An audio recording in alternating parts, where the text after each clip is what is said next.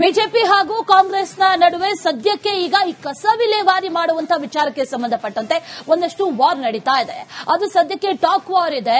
ಕಸ ಸುರಿತೀನಿ ಅಂತ ಆ ದಿನಗಳ ಸ್ಟೈಲ್ ಅಲ್ಲಿ ಧಮಕಿ ಹಾಕ್ತಾರೆ. ಡಿಕೆ ಶಿವಕುಮಾರ್ ವಿರುದ್ಧ ಸಿಟಿ ರವಿ ಈಗ ವಾಗ್ದಾಳಿಯನ್ನು ಮಾಡಿದ್ದಾರೆ. ಬಿಜೆಪಿ ಕಚೇರಿಯ ಮುಂದೆ ಕಸ ಹಾಕ್ತೀನಿ ಅಂತ ಡಿಕೆ ಶಿವಕುಮಾರ್ ಹೇಳಿದ್ರು. ಅಶೋಕ್ ವಿಜೇಂದ್ರಗೆ ಎಚ್ಚರಿಕೆಯನ್ನ ಕೊಟ್ಟಿದ್ರು ಡಿಕೆ ಶಿವಕುಮಾರ್. ಇದೇ ವಿಚಾರಕ್ಕೆ ಸಂಬಂಧಪಟ್ಟಂತೆ ಈಗ ಸಿಟಿ ರವಿ ಮಾತಾಡಿದ್ದಾರೆ. ಆ ದಿನಗಳು ಸ್ಟೈಲ್ ಅಲ್ಲಿ ಧಮಕಿ ಹಾಕ್ತಾರೆ ಡಿಕೆ ಶಿವಕುಮಾರ್ ಅಂತ ಸಿಟಿ ರವಿ ಈಗ ಹೇಳಿರೋದು. ಕಸ ವಿಲೇವಾರಿ ಮಾಡುವಂತ ವಿಚಾರಕ್ಕೆ ಸಂಬಂಧಪಟ್ಟಂತೆ ಬಿಜೆಪಿಯವರೇ ಬೇಕು ಅಂತ ಈ ರೀತಿ ಮಾಡಿಸ್ತಾ ಇದ್ದಾರೆ ಅನ್ನುವಂತ ನಿಟ್ಟಿನಲ್ಲಿ ಡಿಕೆ ಶಿವಕುಮಾರ್ ಒಂದು ಹೇಳಿಕೆಯನ್ನ ಕೊಟ್ಟಿದ್ರು. ಬಿಜೆಪಿ ಕಚೇರಿಯ ಮುಂದೆ ತಂದು ಕಸ ಸುರಿತೀನಿ ಅನ್ನುವಂತ ಹೇಳಿಕೆಯನ್ನ ಕೊಟ್ಟಿದ್ರು. ಇದೇ ವಿಚಾರಕ್ಕೆ ಸಂಬಂಧಪಟ್ಟಂತೆ ಈಗ ಸಿಟಿ ರವಿ ಮಾತಾಡಿರೋದು. ಕಸ ವಿಲೇವಾರಿಗೆ ಅಡ್ಡಿಪಡಿಸಬಾರದು, ಅಡ್ಡಿಪಡಿಸಿದ್ರೆ ಅವ್ರ ಮನೆ ಮುಂದೆನೆ ನಾನು ಕಸ ಹಾಕ್ತೀನಿ, ಬಿಜೆಪಿ ಕಚೇರಿ ಮುಂದೆನೆ ಕಸ ಸುರಿಸ್ತೀನಿ ಅನ್ನುವಂತ ನಿಟ್ಟಿನಲ್ಲಿ ಡಿಕೆ ಶಿವಕುಮಾರ್ ಎಚ್ಚರಿಕೆಯನ್ನ ಕೊಟ್ಟಿದ್ರು.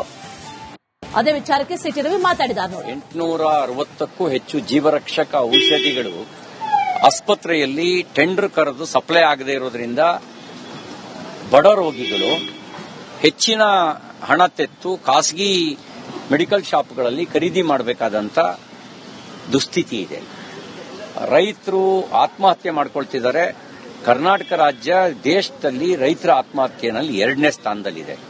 ಇಂಥ ಸಂದರ್ಭದಲ್ಲಿ ಜನರ ಸಂಕಷ್ಟಕ್ಕೆ ನೆರವಾಗೋದ್ರ ಬದಲಿಗೆ ವಿದೇಶಕ್ಕೆ ಒಂದು ಗುಂಪು ವಿದೇಶಕ್ಕೆ ಹೋಗಿದೆ. ಅದರ ಅರ್ಥ ಕೆಲವರಿಗೆ ನಾಯಕತ್ವ ಬದಲಾವಣೆ ಬೇಕು, ಕೆಲವರಿಗೆ ನಾಯಕತ್ವ ಬದಲಾವಣೆ ಬೇಡ. ಇದರೊಳಗಡೆ ಇವರ ನಾಯಕತ್ವ ಬದಲಾವಣೆಯ ಜಗಳದಲ್ಲಿ ರಾಜ್ಯದ ಜನ ಸಂಕಷ್ಟಕ್ಕೆ ಸಿಲುಕಿದ್ದಾರೆ. ಬೆಲೆ ಏರಿಕೆ ಕಾರಣಕ್ಕೆ ಸಂಕಷ್ಟಕ್ಕೆ ಸಿಕ್ಕಿದ್ದಾರೆ. ಭ್ರಷ್ಟಾಚಾರದ ಕಾರಣಕ್ಕೆ ಸಂಕಷ್ಟಕ್ಕೆ ಸಿಲುಕಿದ್ದಾರೆ. ಮಾನ್ಯ ಡಿಕೆ ಶಿವಕುಮಾರ್ ಅವರು ತಾವು ಉಪಮುಖ್ಯಮಂತ್ರಿಗಳು ಅನ್ನೋದನ್ನ ಮರೆತಂತೆ ಕಾಣುತ್ತೆ, ಜವಾಬ್ದಾರಿಯನ್ನು ಮರೆತಂತೆ ಕಾಣುತ್ತೆ. ಅವರು ಅಧಿಕಾರಕ್ಕೆ ಬಂದ ಆರಂಭದಲ್ಲಿ ಬೆಂಗಳೂರಿನ ಉಸ್ತುವಾರಿ ಸಚಿವರಾಗಿ ಬ್ರಾಂಡ್ ಬೆಂಗಳೂರನ್ನ ಮಾತಾಡಿದ್ರು. ಗುಂಡಿ ಬಗ್ಗೆ ಕೈಗಾರಿಕೋದ್ಯಮಿಗಳು ಪ್ರಶ್ನೆ ಮಾಡಿದ್ರೆ, ಟ್ರಾಫಿಕ್ ಬಗ್ಗೆ ಪ್ರಶ್ನೆ ಮಾಡಿದ್ರೆ ಅವರಿಗೆ ಧಮಕಿ ಹಾಕ್ತಾರೆ. ಕಸದ ಸಮಸ್ಯೆ ಕುರಿತಾಗಿ ಪ್ರಶ್ನಿಸಿದ್ರೆ ಬಿಜೆಪಿ ಆಫೀಸ್ ಮುಂದೆ ಕಸ ಸುರಿತೀನಿ ಅಂತ ಧಮಕಿ ಹಾಕ್ತಾರೆ. 860ಕ್ಕೂ ಹೆಚ್ಚು ಜೀವರಕ್ಷಕ ಔಷಧಿಗಳು ಆಸ್ಪತ್ರೆಯಲ್ಲಿ ಟೆಂಡರ್ ಕರೆದು ಸಪ್ಲೈ ಆಗದೇ ಇರೋದ್ರಿಂದ ಜನರ ಸಂಕಷ್ಟಕ್ಕೆ ನೆರವಾಗೋದ್ರ ಬದಲಿಗೆ ವಿದೇಶಕ್ಕೆ ಒಂದು ಗುಂಪು ವಿದೇಶಕ್ಕೆ ಹೋಗಿದೆ. ಅದರ ಅರ್ಥ ಕೆಲವರಿಗೆ ನಾಯಕತ್ವ ಬದಲಾವಣೆ ಬೇಕು, ಕೆಲವರಿಗೆ ನಾಯಕತ್ವ ಬದಲಾವಣೆ ಬೇಡ. ಇದರೊಳಗಡೆ ಇವರ ನಾಯಕತ್ವ ಬದಲಾವಣೆಯ ಜಗಳದಲ್ಲಿ ರಾಜ್ಯದ ಜನ ಸಂಕಷ್ಟಕ್ಕೆ ಸಿಲುಕಿದ್ದಾರೆ. ಬೆಲೆ ಏರಿಕೆ ಕಾರಣಕ್ಕೆ ಸಂಕಷ್ಟಕ್ಕೆ ಸಿಕ್ಕಿದ್ದಾರೆ. ಭ್ರಷ್ಟಾಚಾರದ ಕಾರಣಕ್ಕೆ ಸಂಕಷ್ಟಕ್ಕೆ ಸಿಲುಕಿದ್ದಾರೆ. ಮಾನ್ಯ ಡಿಕೆ ಶಿವಕುಮಾರ್ ಅವರು ತಾವು ಉಪಮುಖ್ಯಮಂತ್ರಿಗಳು ಅನ್ನೋದನ್ನ ಮರೆತಂತೆ ಕಾಣುತ್ತೆ, ಜವಾಬ್ದಾರಿಯನ್ನು ಮರೆತಂತೆ ಕಾಣುತ್ತೆ. ಅವರು ಅಧಿಕಾರಕ್ಕೆ ಬಂದ ಆರಂಭದಲ್ಲಿ ಬೆಂಗಳೂರಿನ ಉಸ್ತುವಾರಿ ಸಚಿವರಾಗಿ ಬ್ರಾಂಡ್ ಬೆಂಗಳೂರನ್ನ ಮಾತಾಡಿದ್ರು. ಗುಂಡಿ ಬಗ್ಗೆ ಕೈಗಾರಿಕೋದ್ಯಮಿಗಳು ಪ್ರಶ್ನೆ ಮಾಡಿದ್ರೆ, ಟ್ರಾಫಿಕ್ ಬಗ್ಗೆ ಪ್ರಶ್ನೆ ಮಾಡಿದ್ರೆ ಅವರಿಗೆ ಧಮಕಿ ಹಾಕ್ತಾರೆ. ಕಸದ ಸಮಸ್ಯೆ ಕುರಿತಾಗಿ ಮತ್ತೊಂದು ಕಡೆಯಲ್ಲಿ 4 ಗಂಟೆಯ ಡೆಡ್ಲೈನ್.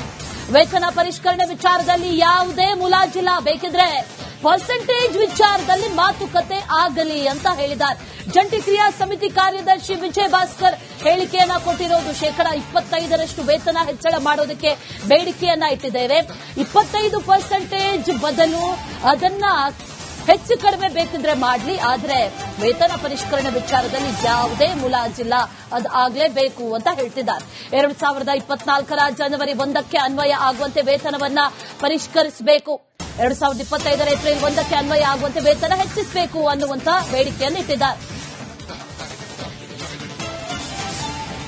38 ತಿಂಗಳ ಹಿಂಬಾಕಿ ಹಣ ಹಾಗೂ 2024ರ ಜನವರಿ 1ಕ್ಕೆ ಅನ್ವಯ ಆಗುವಂತೆ ವೇತನ ಪರಿಷ್ಕರಣೆ ಮಾಡಬೇಕು ಅಂತ ಪ್ರಮುಖ 2 ಬೇಡಿಕೆಯನ್ನು ಮುಂದಿಟ್ಟುಕೊಂಡು ಬೆಂಗಳೂರು ಚಲವನ್ನು ಸಾರಿಗೆ ನೌಕರರ ಜಂಟಿ ಕ್ರಿಯಾ ಸಮಿತಿ ಹಮ್ಮಿಕೊಂಡಿದೆ. ಈ ಬಗ್ಗೆ ಮಾತನಾಡೋದಕ್ಕೆ ನಮ್ಮ ಜೊತೆ ಸಾರಿಗೆ ನೌಕರರ ಜಂಟಿ ಕ್ರಿಯಾ ಸಮಿತಿಯ ವಿಜಯ್ ಭಾಸ್ಕರ್ ಇದ್ದಾರೆ. ಅವ್ರನ್ನ ಮಾತಾಡ್ಸ್ಕೊಂಡು ಹೋಗೋಣ. ಸರ್, ಈಗಾಗಲೇ ಸರ್ಕಾರ 26 ತಿಂಗಳ ಅರಿಯರ್ಸ್ ಕೊಡ್ತೇನೆ ತಂದಿದೆ.